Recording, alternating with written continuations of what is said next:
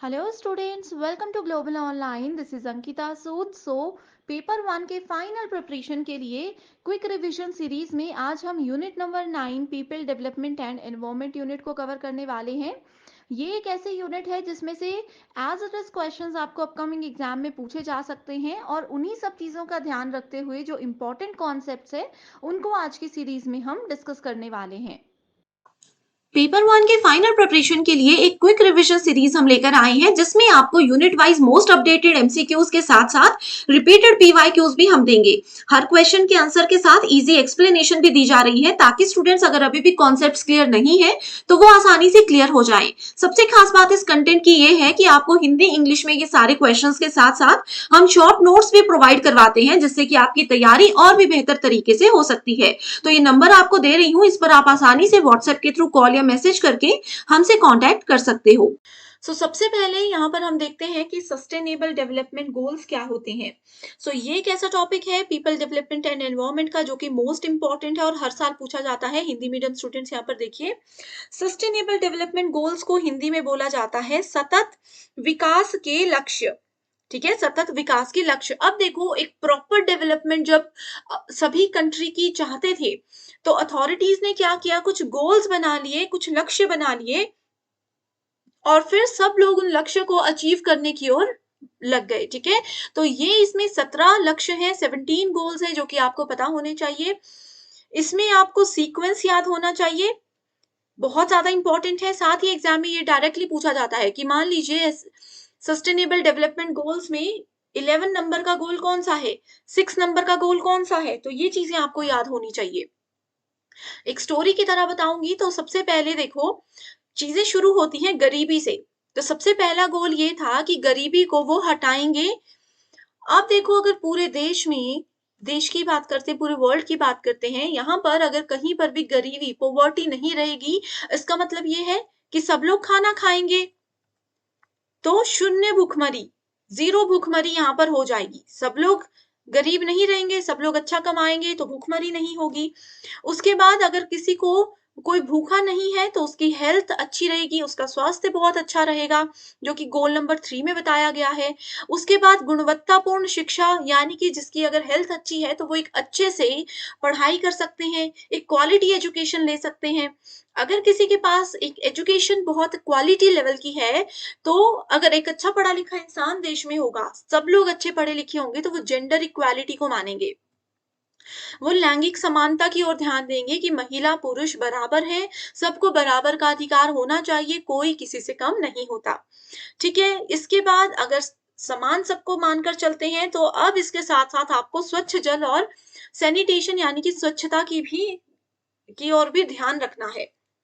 अगर आप लोग स्वच्छता की ओर ध्यान रखोगे, अच्छा पानी पियोगे, अपने आसपास सफाई रखोगे, तो आप लोगों का वातावरण अच्छा होगा, पूरा पर्यावरण अच्छा हो जाएगा, जिससे आपको एक क्लीन और ग्रीन एनर्जी मिलेगी। यह है 7वां गोल। 8वां गोल बोलता है कि अगर आप लोग एक अच्छी एनर्जी, एक अच्छे साफ सुथरे वातावरण में रहोगे तो आप लोग बहुत अच्छे से काम कर पाओगे, जिससे कि आपकी अपनी प्रगति के साथ साथ देश की भी आर्थिक वृद्धि होगी। अब देश की अगर आर्थिक वृद्धि हो रही है तो बहुत सारे उद्योग और लगेंगे, नवाचार होगा, बुनियादी सुविधाएं और ज्यादा बढ़ेगी, जो कि गोल नंबर 9 हमें बताता है। हर एक गोल एक दूसरे के साथ रिलेटेड है, ऐसा नहीं है कि इनको याद रखना मुश्किल है। जैसे मैं कह रही हूँ ऐसे स्टोरी की तरह याद रखो, बहुत ईजी हो जाएगा। उसके बाद आता है रिड्यूस इनइक्वालिटी। अब देखो, यहाँ पर जैसे बताया गया था कि पढ़े लिखे लोग होंगे तो इनइक्वालिटी को भी ऑटोमेटिकली घटा ही देंगे, वो सबको बराबर का अधिकार देंगे, असमानताओं की कमी होगी। ठीक है, ऐसा नहीं होगा कि किसी पर्टिकुलर डिपार्टमेंट में सिर्फ महिलाएं काम कर सकती हैं, पुरुष काम नहीं कर सकते, सबको बराबर के समान अधिकार यहाँ पर फिर मिलेंगे। सस्टेनेबल सिटीज और कम्युनिटी, एक बहुत ही अच्छी संवहनीय शहर और समुदाय आप लोग बनाएंगे। एजुकेटेड लोग होंगे, पढ़े लिखे लोग होंगे, महिला पुरुष सब अपने अपने एंड पर अगर कमा रहे होंगे तो एक अच्छा समुदाय आप लोग बनाओगे। ठीक है, उसके बाद आ जाता है संवहनीय उपयोग और उत्पादन। तो एक सस्टेनेबल कंजम्पशन और प्रोडक्शन होगी, एक अच्छे से हमें पता होगा किस चीज को कैसे यूज करना है, कैसे उसको और प्रोड्यूस करना है। क्लाइमेट एक्शन, क्लाइमेट हमारा बहुत अच्छा रहेगा। जलवायु कार्यवाही भी बहुत जरूरी है। जलवायु कार्यवाही में सबसे पहले आ जाता है कि पानी के नीचे जो मछलियां होती हैं और भी जीव होते हैं उनको कैसे बचाया जाए। अब देखो, जैसे बहुत ज्यादा लोग आपने देखे होंगे, पॉल्यूशन में भी आपने पढ़ा होगा कि गंदा नदियों और नालों का पानी कहाँ जाता है, नदियों में मिला दिया जाता है। आपके घर का गंदा पानी नदियों नालों में मिला दिया जाता है, जिससे पानी के अंदर रह रहे जीवों को बहुत नुकसान होता है। बहुत सारी स्पीशीज खत्म भी हो गई हैं, तो उनको बचाने के लिए गोल नंबर 14 में कहा गया है। गोल नंबर 15 कहता है लाइफ ऑन लैंड, यानी कि थलीय जीवों की सुरक्षा, पेड़ पौधे पशु पक्षी, इनको कैसे बचाया जाए। उसके बाद आता है शांति न्याय और सशक्त संस्थाएं, ठीक है, आसपास शांति रहेगी, पीस जस्टिस और स्ट्रॉन्ग इंस्टीट्यूशन होगा। और लास्ट वाला गोल जो है वो सब गोल्स को अचीव करने के लिए आप सबकी पार्टनरशिप, आप सबकी एकजुटता, आप सबकी भागीदारी मांगता है। तो ये 17 गोल्स हैं जो कि बहुत ज्यादा इंपॉर्टेंट है, एग्जाम में बहुत बहुत बहुत बार पूछे जाते हैं, हर बार पूछे ही जाते हैं। ओके, अब यहाँ पर एक सवाल ये आता है सबसे पहले कि जो सस्टेनेबल डेवलपमेंट गोल्स हैं, सतत विकास लक्ष्य हैं, उनको किसने जारी किया। तो इसको जारी किसने किया था, आप लोगों को कल ही हमने नीति आयोग के बारे में बताया है ना। नीति आयोग बहुत बार आपको मैं होमवर्क क्वेश्चन भी दे चुकी हूँ, डिस्कस भी कर चुकी हूँ। सो नीति आयोग ने ही सस्टेनेबल डेवलपमेंट गोल्स के इंडेक्स को 2018 में लागू किया था। एंड ये जितने भी टारगेट्स हैं, ये अभी तक ऐसा नहीं है कि बस बना दिए और छोड़ दिए। ऐसा है कि ये सारे टारगेट्स को अचीव करना है इंडिया ने और बाकी कंट्रीज ने, कब तक, 2030 तक। जैसे कि जेंडर इक्वालिटी अभी तो काफी है, बट 2030 तक ये पूरी तरीके से प्रॉपर हर एक गोल को अचीव करना एक इन्होंने एक लक्ष्य माना हुआ है। ओके, सो कितने ऑब्जेक्टिव्स हैं, देखो 17 गोल्स हैं, 17 लक्ष्य हैं और 169 ऑब्जेक्टिव्स है, 169 उद्देश्य है, 17 लक्ष्य है और 169 उद्देश्य इसमें शामिल है। ओके, सो देखो ये जो 17 गोल्स आए थे, इससे पहले ये आया था, ये क्या है, ये एसडीजी है। एसडीजी का मतलब होता है, सॉरी एसडीजी वो था, ये एमडीजी है, एमडीजी। एमडीजी का मतलब होता है मिलेनियम डेवलपमेंट गोल्स, यानी कि संयुक्त राष्ट्र सहस्राब्दी विकास लक्ष्य। सो ये गोल्स क्या थे, इसमें सिर्फ आपके पास 8 गोल्स हैं एंड इन 8 गोल्स को कब तक पूरा करना था, 2015 तक पूरा करना था। तो ये गोल्स जैसे ही अचीव हो गए, उसके बाद ही सस्टेनेबल डेवलपमेंट के 17 गोल्स को रखा गया था। ठीक है, एग्जाम में यहाँ पर ये क्वेश्चन आता है। तो यहाँ पर अभी हमने सस्टेनेबल डेवलपमेंट गोल्स पढ़े, इसमें पूछा है गोल नंबर 10, 13, 14 एंड 15 कौन सा है। अभी मैंने आपको बताया, एक्सप्लेन नहीं करूंगी, आंसर नहीं बताऊंगी, ये दे दिया मैंने आपको होमवर्क क्वेश्चन। जल्दी से बताइए गोल नंबर 10, 13, 14 एंड 15 क्या होता है। ओके, अब यहाँ पर एक क्वेश्चन ये भी आता है कि जितने भी आपके पास सस्टेनेबल डेवलपमेंट गोल्स हैं, इन गोल्स को सबसे ज्यादा अचीव करने वाले स्टेट्स कौन कौन से हैं इंडिया में। तो सबसे पहले है हिमाचल प्रदेश, उसके बाद है केरला, उसके बाद आता है तमिलनाडु। इसके अलावा अगर हम चंडीगढ़ की बात करें, तो चंडीगढ़ ने, जैसे इसमें ना स्कोर दिया जाता है हर एक गोल को 100, तो 100 में से 68 स्कोर किया है चंडीगढ़ ने, और ये टॉप यूनियन टेरिटरी में आता है। इस तरीके से छोटी छोटी सी चीजें हैं, आपको याद रखनी है। एग्जाम में क्वेश्चन कैसे आते हैं, ऐसे आते हैं। होमवर्क क्वेश्चन है, बताइए, अभी मैंने आपके साथ डिस्कस किया सब कुछ। इसके अलावा एक और क्वेश्चन देती हूँ, अच्छा पानी और साफ सफाई यानी कि सैनिटेशन और क्लीन वाटर से रिलेटेड कौन सा गोल है, कौन सा गोल है सस्टेनेबल डेवलपमेंट गोल्स में से, कौन सा गोल है जो हमें साफ पानी और सैनिटेशन की सुविधा या इसके बारे में जानकारी देता है। ठीक है, इसी के साथ बढ़ते हैं आगे, जिसमें हम बात करने वाले हैं अर्थ के 4 स्फीयर्स के बारे में। अब अर्थ के 4 स्फीयर्स होते हैं, वो कौन कौन से होते हैं, ये भी बहुत ज्यादा इंपॉर्टेंट है। तो सबसे पहला स्फीयर आ गया, देखो बायोस्फीयर, बायोस्फीयर में बर्ड्स और ये सब चीजें आती हैं जो कि हवा में उड़ सकते हैं। ठीक है, दूसरा है एयर, जिसको एटमॉस्फेयर बोला जाता है। देखो यहाँ पर है बायोस्फीयर, वायुमंडल। ठीक है, सो ये 4 है, ऐसे याद रखो। हिंदी मीडियम वालों को पहले बता देती हूँ, ये होता है स्थल मंडल लिथोस्फियर, जलमंडल हाइड्रोस्फियर, वायुमंडल एटमॉस्फेयर और जीवमंडल बायोस्फियर। ठीक है, ये बायोस्फीयर को जीव मंडल बोलना है। तो ये 4 स्फीयर्स होते हैं, सबका अलग-अलग डिपार्टमेंट है, जैसे मिट्टी, पत्थर ये सब अलग स्फीयर में आते हैं। हवा जो है हमारे आस-पास गैसेज़ होती हैं, ऑक्सीजन हम लेते हैं और गैसेज़ यहाँ वहाँ घूम रही होती है, ये सब चीज़ें एटमॉस्फेयर में आती हैं, बायोस्फीयर में पक्षी और ये जो आसमान में उड़ते हैं ये सब आते हैं, हाइड्रोस्फीयर में आते हैं पानी से रिलेटेड चीज़ें। ठीक है? सो ये है पृथ्वी के 4 स्फीयर्स। अब इन 4 स्फीयर्स को बाँटा गया है और भी भागों में। ठीक है? इनको और भी भागों में बाँटा गया है। ख़ास करके एटमॉस्फेयर की अगर बात करें, सो एटमॉस्फेयर में 5 परतें होती हैं, जो बढ़ती ऊँचाई के साथ होने वाले तापमान में बदलाव से निर्धारित होती हैं एंड पृथ्वी के वायुमंडल की परतों को लगभग 5 परतों में बाँटा गया है। कौन-कौन सी है? Troposphere, stratosphere, mesosphere, thermosphere, exosphere. शोभमंडल, समताप मंडल, मध्यमंडल, ब्राह्म्य वायुमंडल और बहिर्मंडल। ठीक है? नोट कर ली चीजें। एग्जाम में यही क्वेश्चन आएंगे कि अर्थ के कितने स्फीयर हैं, उसमें से जो एटमॉस्फेयर है उसको आगे कितनी परतों में बांटा गया है, कितनी लेयर्स में बांटा गया है। अब यहाँ पर जितने भी स्फीयर्स हमने अभी तक 4 स्फीयर्स पढ़े, कौन से स्फीयर में कौन-कौन सी चीजें आती हैं? लिथोस्फीयर में जैसे मैंने आपको बताया, लिथोस्फीयर में क्या आता है? मिट्टी और ये सब चीजें आती हैं। ठीक है? स्थल मंडल जिसको बोलते हैं। इसमें सॉइल, मिनरल, पत्थर, रॉक्स ये सब चीज़ें आ जाती हैं, ओके? उसके बाद हाइड्रोस्फीयर पानी जैसे ओशन है, समुद्र है, सीज़ हैं, रिवर है, नदियाँ हैं, लेक है, झील है, glacier, ice cap, ground water ये सब चीज़ें हाइड्रोस्फीयर में हैं। एटमॉस्फेयर क्या बताया था? एटमॉस्फेयर बताया था वायुमंडल, एयर है, ऑक्सीजन है, कार्बन डाइऑक्साइड है, नाइट्रोजन, हाइड्रोजन ये सब चीज़ें हैं। बायोस्फीयर क्या होता है? बायोस्फीयर क्या बताया मैंने? ये बताया जीव मंडल, जिसमें पेड़-पौधे, एनिमल्स, बायो ऑर्गेनिज्म ये छोटे-छोटे कीड़े-मकोड़े जो होते हैं, पेड़ों में छोटे-छोटे पक्षी, छोटे-छोटे से फ्लाइज़ ये सब जो हैं, ये सब आपके बायोस्फीयर के अंदर आते हैं, ओके? अब जैसे हमने बात की कि एटमॉस्फेयर में मल्टीपल लेयर्स होती हैं, है ना? स्ट्रेटोस्फियर, ट्रोपोस्फियर ये सब हमने देखे।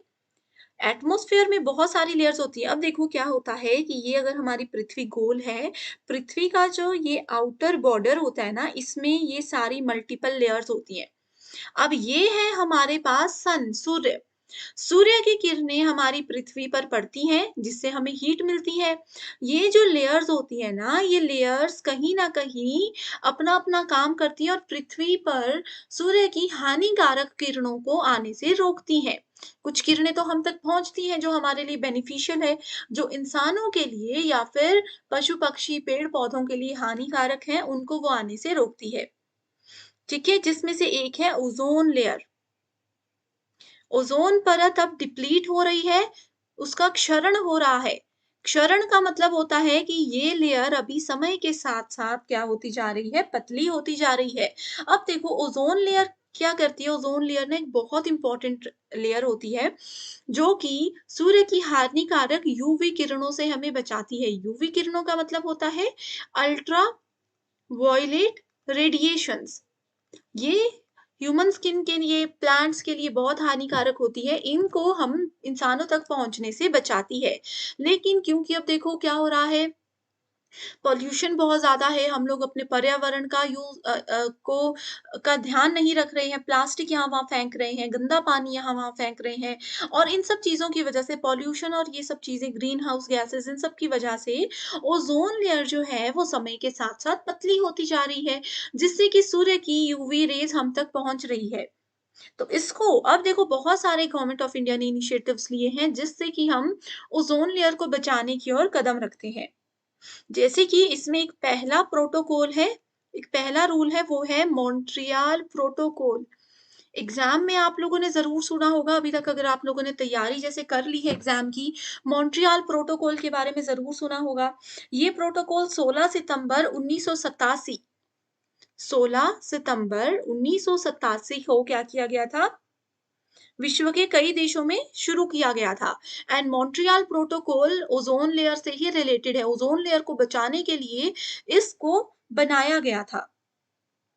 ह्यूमन की जो एक्टिविटीज़ है, मानव की जो डे टू डे रूटीन है, उसकी वजह से ही ओज़ोन लेयर जो है वो पतली होती जा रही है। इसमें बहुत सारे केमिकल्स का भी रोल होता है, ठीक है? जैसे कि अगर हम सीएफसी की बात करें, आप लोगों ने बचपन में ये सब चीज़ें सुनी होंगी, क्लोरोफ्लोरोकार्बन्स, ठीक है? ये देखो यहाँ पर क्लोरोफ्लोरोकार्बन्स हैं, है ना? सो क्लोरोफ्लोरोकार्बन गैस जो है वो मेनली रिस्पॉन्सिबल है for the erosion in the ozone layer, ठीक है? ओज़ोन लेयर का जो क्षरण हो रहा है उसमें क्लोरोफ्लोरोकार्बन का एक बहुत इंपॉर्टेंट रोल है। इसके अलावा कुछ और भी केमिकल हैं जैसे मिथाइल क्लोरोफॉर्म है, हैलोजन है, ये सब इस लेयर को डिस्ट्रॉय कर रही है। अब ह्यूमन भी तो क्लोरोफ्लोरोकार्बन्स जो हैं वो रिलीज़ करते हैं, वो कैसे? आप लोगों के घर में फ्रिज है, रेफ्रिजरेटर है, आप लोग प्लास्टिक यूज़ करते हो, आप लोग घर में जब पेंट करते हो उसकी जो स्मेल होती है, हम बोलते हैं ना घर में फ्रिज को बहुत देर खुला नहीं रखना चाहिए, घरवाले बोलते हैं कि फ्रिज को खुला मत रखो, जो सामान निकालना है उसको निकालो और बंद कर दो इमीडिएटली। तो वो क्यों बोलते हैं? क्योंकि उससे जो गैस निकलती है, उससे जो केमिकल रिलीज़ होता है, वो हमारे पृथ्वी के लिए बहुत ही ज़्यादा नुकसानदायक होता है। ओके, इसके अलावा ओजोन लेयर के डिप्लीशन के लिए कुछ केमिकल्स के नाम है जो कि एग्जाम में पूछे जाते हैं, जैसे कि पहला है सीएफसी, यहाँ पर लिखा है क्लोरोफ्लोरोकार्बन्स। दूसरा क्या है? दूसरा है रॉकेट लॉन्चेस, जो रॉकेट्स लॉन्च होते हैं उससे जो गैस निकलती है। उसके अलावा है नाइट्रो, NO2 है, जैसे NO है, N2O है, नाइट्रस वाले जितने भी कंपाउंड्स होते हैं उसमें। इसके अलावा नेचुरल चीज़ें भी होती हैं, जैसे कि सूर्य की किरणें अगर एक ही जगह पर बड़े दिनों तक लगातार पड़ती रहती है, बिना बारिश के या बिना इस चीज़ के, तो वहाँ पर वो थोड़ा-सा ना होल करता रहता है, जिसकी वजह से ओज़ोन लेयर डिप्लीट होती जा रही है, ओके? जैसे हम लोग आग बुझाने वाला वो जो होता है फायर एक्सटिंग्विशर्स, उसमें जो गैस होती है वो भी क्लोरोफ्लोरो को रिलीज़ करती है, हैलोन्स को रिलीज़ करती है, जिसकी वजह से पृथ्वी को बहुत ज़्यादा नुकसान पहुँचता है, ठीक है? ओके, सो इसी के साथ अगला टॉपिक है ग्रीन हाउस गैसेस। सो देखो ग्रीन हाउस गैसेस में से भी एक क्वेश्चन एग्जाम में आता है, जिसमें सबसे पहले है कार्बन डाइऑक्साइड। कितनी गैसेस होती है पहले तो ये बताइए? टोटल 5 गैसेस होती हैं। Carbon dioxide 56%, methane 18%, chlorofluorocarbon CFC 13%, ozone 7% और नाइट्रस ऑक्साइड 6%। नाइट्रस ऑक्साइड या नाइट्रोसियस गैसेस जो होती है ना, तो नाइट्रस वाली गैसेस जो होती हैं वो हमारी पृथ्वी को नुकसान ही पहुंचाती है। तो ग्रीन हाउस गैसेस क्या होती है? ये वो गैसेस होती हैं जो कि एटमॉस्फेयर में हीट जनरेट करती है एंड ग्लोबल वार्मिंग का ये सबसे बड़ा कारण होती है। आप लोगों ने सुना होगा आजकल मौसम कैसा चल रहा है? ये है ग्लोबल वार्मिंग के लिए रिस्पॉन्सिबल, ठीक है? अब देखो, अभी आप लोग ये वीडियो देख रहे हो, आप लोगों को पता है कि मौसम अभी कैसा चल रहा है। एकदम से बारिश, एकदम से धूप, एकदम से ठंडी, एकदम से गर्मी, इस तरीके का मौसम चल रहा है। ये किसकी वजह से हो रहा है? ये इसको आप सब बोलते हैं ये ग्लोबल वार्मिंग की वजह से है। सो ग्लोबल वार्मिंग क्या है ये सबसे पहले जानिए।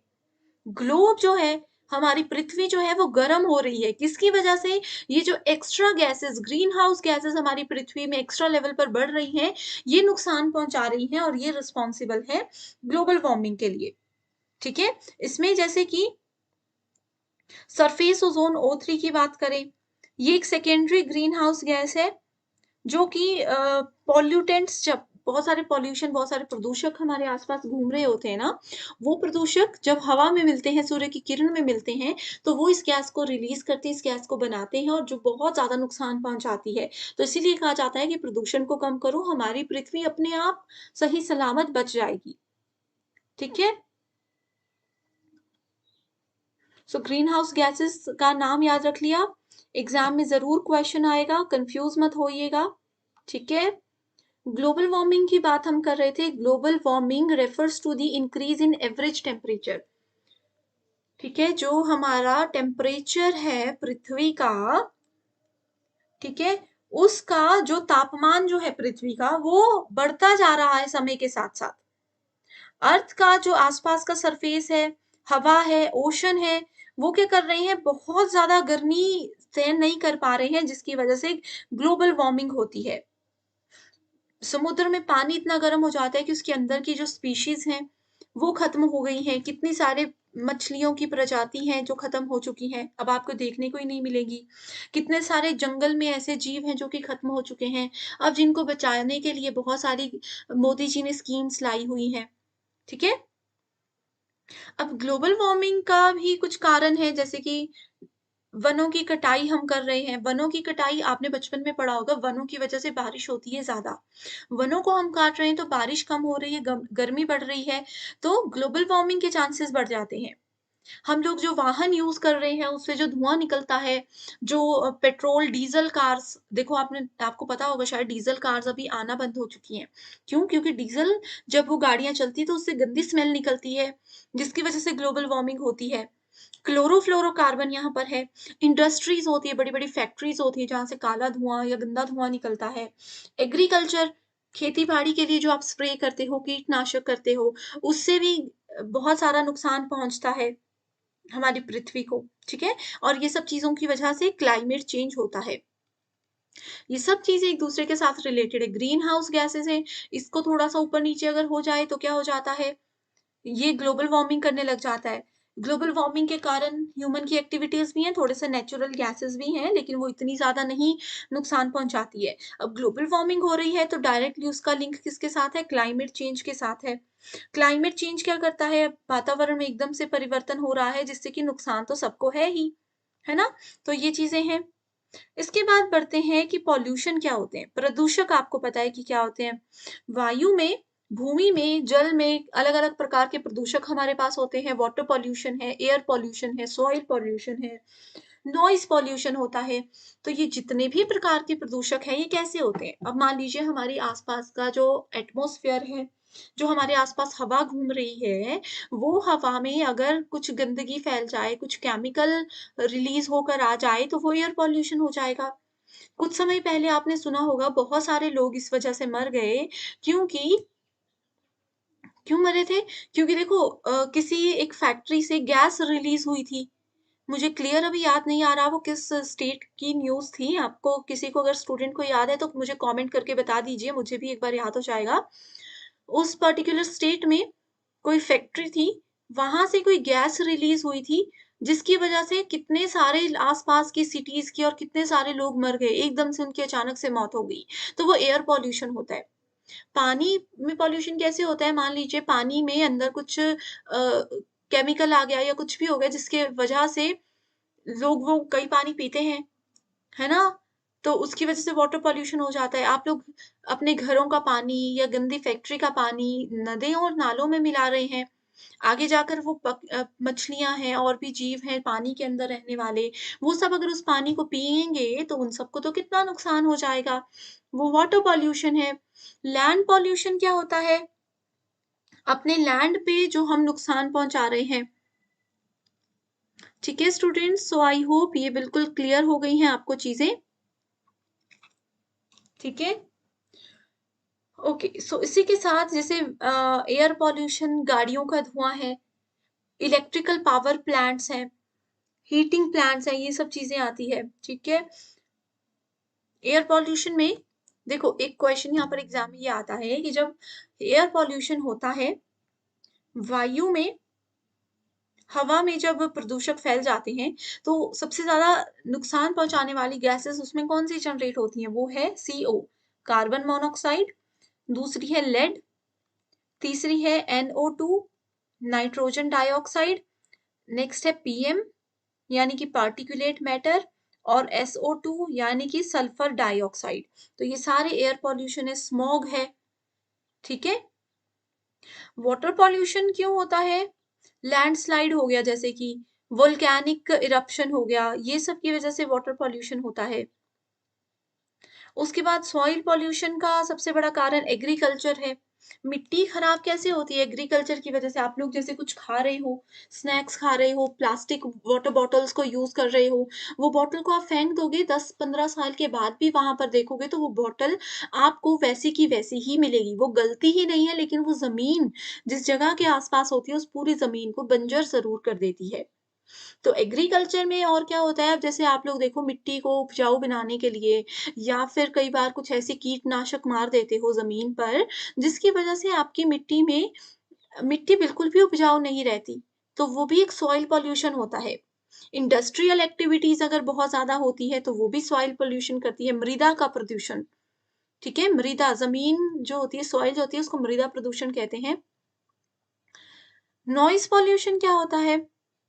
नॉइज पॉल्यूशन जैसे कि बहुत ज्यादा शोर शराबा है, ध्वनि प्रदूषण जिसको कहा जाता है, ठीक है, आपके आसपास बहुत ज्यादा शोर शराबा हो रहा है। जैसे कि देखो, अगर पूरे वर्ल्ड में हम बात करें ना, सबसे ज्यादा नॉइज वाली सिटी कौन सी है? सिटी चाइना में है। उसके बाद दूसरे नंबर पे इंडिया में न्यू दिल्ली आता है। तो देखो, दिल्ली इसमें भी दूसरे नंबर पर है। सबसे ज्यादा ध्वनि प्रदूषण दिल्ली में होता है दूसरे नंबर पर पूरे वर्ल्ड के हिसाब से, ठीक है। उसके बाद चौथे नंबर पर आता है फिर इंडिया। इंडिया में मुंबई चौथे नंबर पर है ध्वनि प्रदूषण के नाम पर। ओके, सो अब देखो, ध्वनि प्रदूषण की जैसे हम बात कर रहे थे, उसके बाद इन इंपॉर्टेंट एग्रीमेंट्स पर जाते हैं। सो हम लोग जब ध्वनि प्रदूषण की बात कर रहे थे, सो इसमें इसके नुकसान क्या क्या होते हैं? कईयों को मनोवैज्ञानिक दिक्कतें हो जाती हैं, साइकोलॉजिकल इश्यूज हो जाते हैं, फिजिकल इश्यूज हो जाते हैं, ठीक है, बिहेवियरल डिसऑर्डर, स्लीप अच्छे से नहीं आती। अगर आपके घर के आसपास बहुत ज्यादा शोर है तो आप अच्छे से नहीं सो पाओगे। दिमाग पर आपके इसका फर्क पड़ सकता है, आपका बिहेवियर चिड़चिड़ा हो सकता है, आपकी मेमोरी और कंसंट्रेशन में बहुत फर्क पड़ सकता है। तो ये सारी चीजें ऐसी हैं जो कि नॉइज पॉल्यूशन की वजह से होती है। इतना आई होप स्टूडेंट्स आप सबको बिल्कुल बिल्कुल क्लियर होगा। ठीक है, इसके बाद आते हैं कुछ ऐसे इंपॉर्टेंट एग्रीमेंट्स और कन्वेंशंस पर जो कि अपने पर्यावरण को बचाने के लिए बनाए गए हैं। सो इसमें आप इंपॉर्टेंट जो यूजीसी नेट और सेट एग्जाम में पूछे जाते हैं, उसके नाम मैं आपको बताती हूँ। सबसे पहले ये है, एक तो पेरिस एग्रीमेंट, दूसरा है Montreal protocol, Kyoto protocol, then we have Rio summit, और लास्ट है इंटरनेशनल सोलर अलायंस यानी कि ISA। ठीक है, सो ये देखो अब होते क्या है। सबसे पहले जैसे मैंने आपको मॉन्ट्रियल प्रोटोकॉल अभी अभी बताया, मॉन्ट्रियल प्रोटोकॉल क्या करता है? ये ओजोन लेयर के लिए बनाया गया है।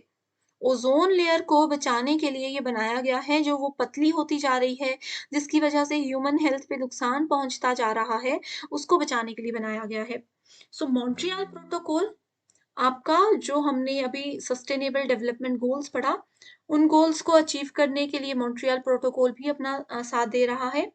ये एक इंटरनेशनल ट्रीटी है जिसको डिजाइन किया गया है ओजोन लेयर को बचाने के लिए। 16 सितंबर 1987 में इसको एग्री कर लिया गया था। मॉन्ट्रियल की बात कर रही हूँ, ठीक है। 16 सितंबर 1987 में इसके लिए एग्रीमेंट साइन हो चुका था, इसको फाइनल कर दिया गया था, और 1 जनवरी 1989 से इसको लागू कर दिया गया था। डिफरेंट टाइम टेबल है इसमें हर एक चीज को डेवलप करने के लिए। और कुछ कंट्रीज देखो, इसमें ना बहुत सारी कंट्रीज जुड़ी हुई हैं इस गोल को अचीव करने के लिए।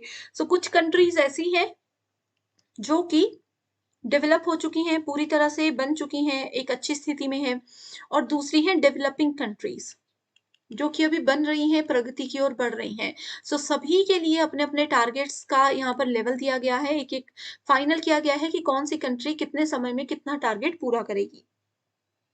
मॉन्ट्रियल प्रोटोकॉल जो है, इंडियन कॉन्स्टिट्यूशन के आर्टिकल नंबर 5 के अंदर इसके बारे में लिखा गया है, ये भी आपको पता होना चाहिए। ठीक है, इसके अलावा मॉन्ट्रियल प्रोटोकॉल में कितनी कंट्रीज है?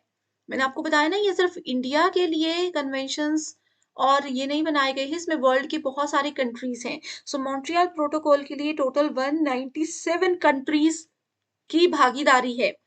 197 कंट्रीज के लोग मिलकर ये देखना चाहते हैं, अपनी ओजोन लेयर को बचाना चाहते हैं, ठीक है। अब यहाँ पर कुछ गोल्स हैं, जैसे मैंने आपको बताया था कि 2030 तक ये गोल्स अचीव करने हैं, लेकिन एक चीज होती है HFC, ये होता है हाइड्रोफ्लोरोकार्बन। सो जो हाइड्रोफ्लोरोकार्बन है, उसके यूज को, उसकी खपत को कम से कम 80% तक घटा देना है। ये टारगेट भी मॉन्ट्रियल प्रोटोकॉल के अंदर है, एंड ये टारगेट रखा गया है कि 1947 तक हम जरूर पूरा कर कर रहेंगे। ओके, अब देखो, मॉन्ट्रियल प्रोटोकॉल जैसे मैंने आपको बताया कि सस्टेनेबल डेवलपमेंट गोल से रिलेटेड है, उसको गोल्स को अचीव करने के लिए भी ये रिस्पॉन्सिबल है। तो सारे गोल्स को ये अचीव नहीं करेगा। गोल्स में ये आता है 1, 2, 3, 5, 8, 9, 11, 13 एंड 17। ये गोल्स हैं जो कि मॉन्ट्रियल प्रोटोकॉल से रिलेटेड है, सस्टेनेबल डेवलपमेंट गोल्स।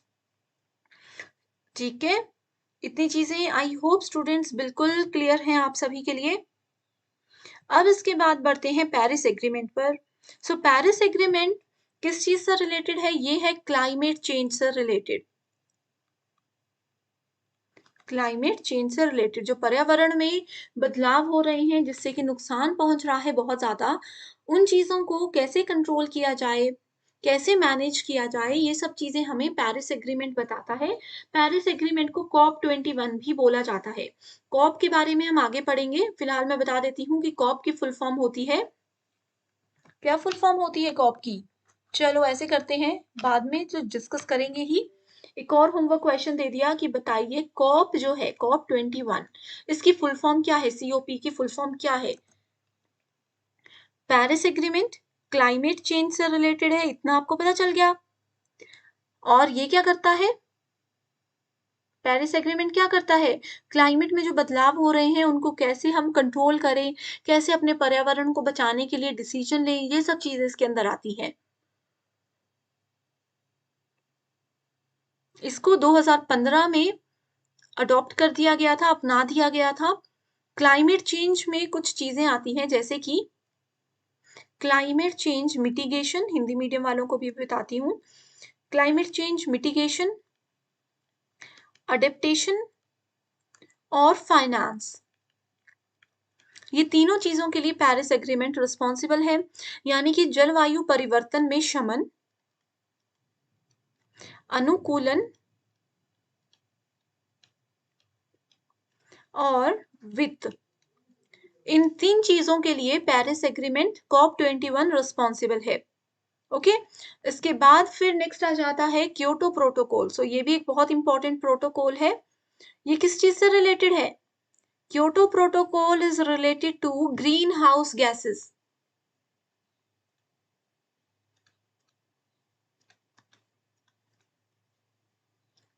ठीक है, ग्रीन हाउस गैसेस की एमिशन को कैसे घटाना है ये डिसाइड करने के लिए और इन चीजों को कंट्रोल करने के लिए क्योटो प्रोटोकॉल बनाया गया था। It was international treaty. सिर्फ ये इंडिया में काम नहीं हो रहा, इस पे इंटरनेशनल लेवल पर काम हो रहा है। That extended the 1992 United nation framework convention on climate change. अब देखो ये एक नई चीज है, UNFCCC, ये आपने जरूर सुना होगा, प्रीवियस ईयर क्वेश्चंस में ये टर्म देखी होगी। UNFCCC का मतलब होता है United Nations framework convention on climate change, यानी कि संयुक्त राष्ट्र फ्रेमवर्क कन्वेंशन का विस्तार। ये एक फ्रेमवर्क था जिसको 1992 तक यूज किया गया एंड इसको एक्सटेंड किया गया, इसको बढ़ाया गया और लंबे समय तक, एंड बाद में इसका नाम दे दिया गया Kyoto protocol. Okay so green house gases को कम करने, उसके यूज को, उसकी एमिशन को कम करने के लिए, ग्रीन हाउस गैस का उत्सर्जन को कम करने के लिए क्योटो प्रोटोकॉल बनाया गया था। और मानव निर्मित CO2 एमिशन जो है ये सब इसके अंदर आता है। क्योटो प्रोटोकॉल को कब कहाँ बनाया गया? देखो जापान, आपने सुना होगा जापान, जापान में एक जगह है क्योटो, वहां पर इसको जो है अपनाया गया था 11 दिसंबर 1997 को। 11 दिसंबर 1997 को इसको अपनाया गया था क्योटो जापान में, इसलिए इसका नाम रखा गया क्योटो प्रोटोकॉल। एंड इसको लागू किया गया 16 फरवरी 2005 से। और इसमें कितनी पार्टीज हैं? इसमें टोटल 192 पार्टीज हैं। ठीक है, 2020 तक की अगर डेटा की बात करें तो इसमें टोटल 192 कंट्रीज ने पार्टिसिपेट किया था। ग्रीन हाउस गैसेस मैंने आपको बता दी है। सो क्योटो प्रोटोकॉल और ग्रीन हाउस गैसेस में से किसी भी गैस का नाम अगर वहां पर आपको नजर आता है एक साथ, तो आप क्या कर सकते हो? आप लोग डायरेक्टली करेक्ट आंसर को आइडेंटिफाई कर सकते हो। इसके बाद आता है फिर रियो समिट। रियो समिट क्या है? रियो समिट को रियो अर्थ समिट 1992, एजेंडा 21 और रियो डिक्लेरेशन के नाम से भी जाना जाता है। Okay, United nation conference on environment and development ने इसको रियो डी जेनियो के नाम से भी कहा गया था। ठीक है, सो ये कब शुरू हुआ? 3 से लेकर के 14 जून 1992 तक पहला रियो समिट हुआ था। ठीक है, it gave the concept of sustainable development to be combined economic growth with economical responsibilities. So Rio summit किससे रिलेटेड है? रियो समिट एनवायरमेंट और सस्टेनेबल डेवलपमेंट से रिलेटेड है। सतत विकास जो है पृथ्वी का, एनवायरमेंट का, उससे रिलेटेड बात आती है। So go for Rio summit. Earth summit भी इसको बोला जाता है। The 4 categories covered in Agenda 21 proposed in Rio Summit are, तो इसको 4 कैटेगरीज जो हैं उस समय इसके प्रस्ताव में रखी गई थी। ठीक है, सो ये 4 कैटेगरीज में पहली कैटेगरी है सामाजिक और आर्थिक आयाम, यानी कि social and economic dimensions. Sorry, यहाँ पर ऐसा आएगा। ठीक है, सामाजिक और आर्थिक आयाम। दूसरा है strengthening the role of major groups, प्रमुख समूहों की भूमिका को मजबूत करना। ये स्टेटमेंट भी रियो के अंदर आती है। तीसरा है मीन्स ऑफ इम्प्लीमेंटेशन, कार्यान्वयन के साधन। चौथा है resources for development, conservation and management, विकास, संरक्षण और प्रबंधन के लिए संसाधन। ये सब चीजें रियो समिट के अंदर काउंट की जाती हैं। अगला जाता है international solar alliance. International solar alliance ISA, ये क्या करता है? सोलर से रिलेटेड है। आपको पता होना चाहिए कि सोलर एनर्जी से रिलेटेड क्वेश्चंस एग्जाम में जरूर आते हैं। ठीक है, एग्जाम में जरूर आते हैं।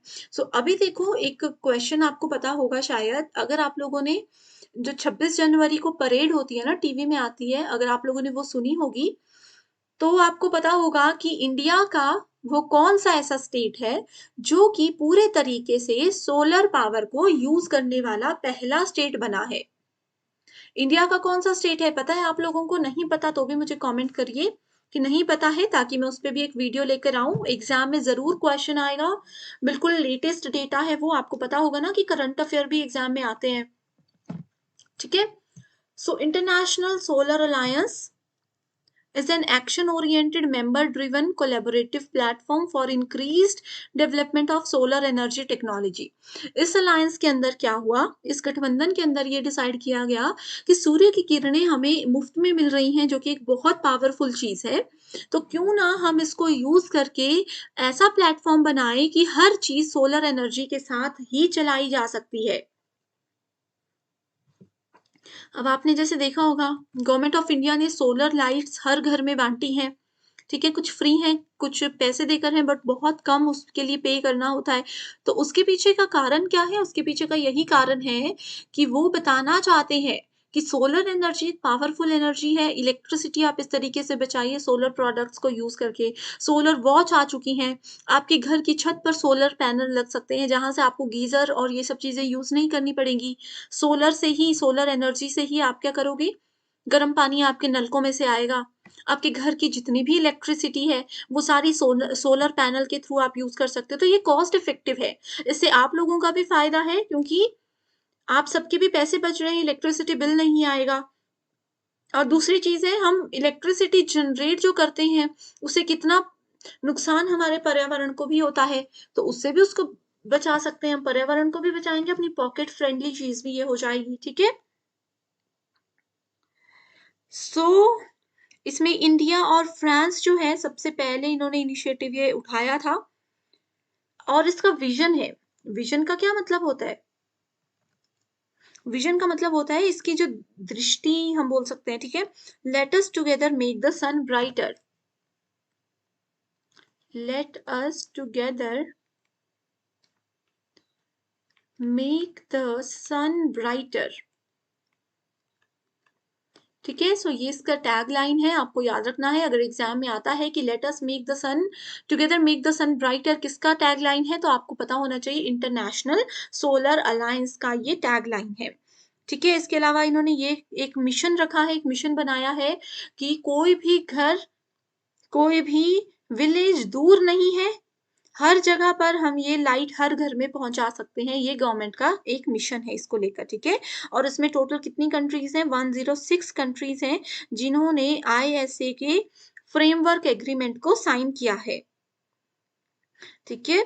अब देखो यहाँ पर ना ये चीज और आती है। अब आपको पता होगा कि बहुत सारे देश ऐसे हैं जहां पर धूप नहीं आती, सूर्य का मतलब वो उनका पॉइंट ही ऐसा है, वो देश है ही ऐसी लोकेशन पर, ऐसी जगह पर जहां पर धूप नहीं आती, तो वहां पर ये सोलर एनर्जी वाला कॉन्सेप्ट नहीं हो सकता। लेकिन जैसे इंडिया है, यहाँ पर हमें पता है कि कितनी अच्छी धूप हम लोगों को मिलती है, ठीक है। सो ये सब चीजें बहुत इंपॉर्टेंट है हमारे लिए, इंडियंस के लिए। इसके अलावा आईएसए के अंदर कुछ और इम्पोर्टेंट प्रोजेक्ट्स इन्होंने बनाए थे, जिसमें कि पहला प्रोजेक्ट का नाम है ओसोवॉग।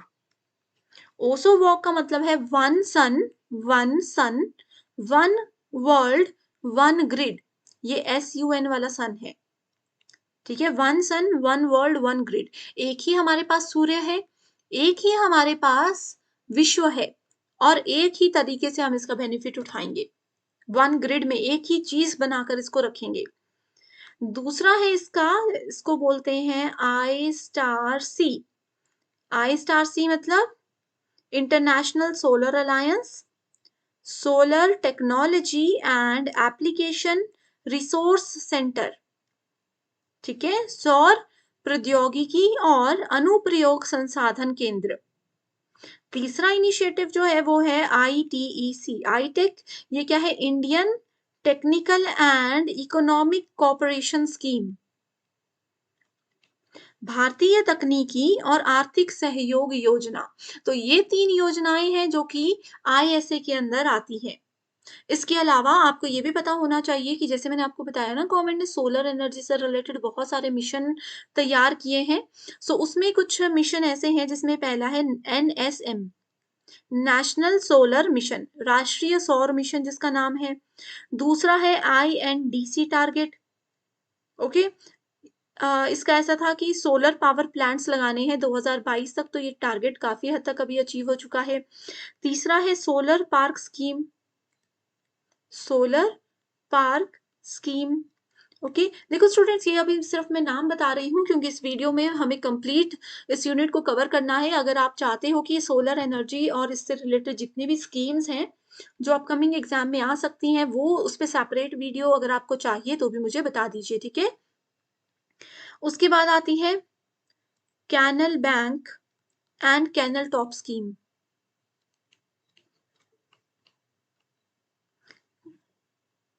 नेक्स्ट है इसमें building scheme, sorry bundling scheme, okay. Bundling scheme के बाद आता है grid connected solar rooftop scheme. इसको नोट कर लीजिए, grid connected solar rooftop scheme, ठीक है। सो ये 6 स्कीम मैंने आपको बताई जो कि सोलर एनर्जी से रिलेटेड है। इसमें यही इनका टारगेट है कि ज्यादा से ज्यादा सोलर एनर्जी को यूज कैसे करें, कैसे इसका बेनिफिट हम सबको होना चाहिए।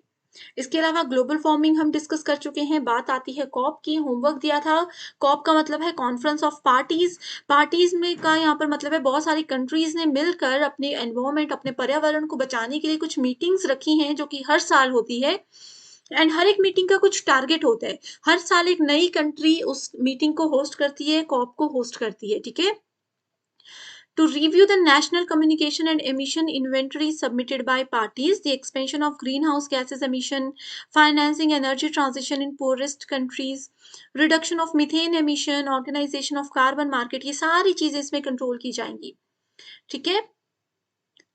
अब देखो डायरेक्टली बढ़ते हैं आगे। देखो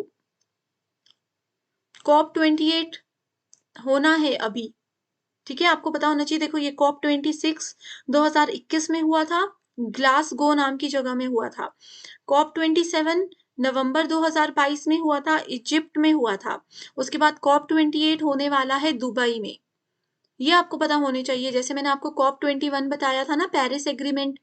COP21 बोलते हैं, पेरिस एग्रीमेंट इसलिए बोलते हैं क्योंकि ये पेरिस में हुआ था, 2015 में हुआ था, पेरिस क्लाइमेट चेंज कॉन्फ्रेंस के नाम से भी इसको जाना जाता है, और 2015 नवंबर 2015 में ये हुआ था। ठीक है, इस तरीके से 2 चीजें होती हैं। Okay, so I hope students आज सारी चीजें आपको क्लियर हैं। कोई भी डाउट रहता है, कोई भी क्वेरीज रहती हैं, कोई पर्टिकुलर सेक्शन आपको सेशन आपको चाहिए तो भी मुझसे पूछ लीजिएगा। So thank you so much for watching this video and I wish you all the very best.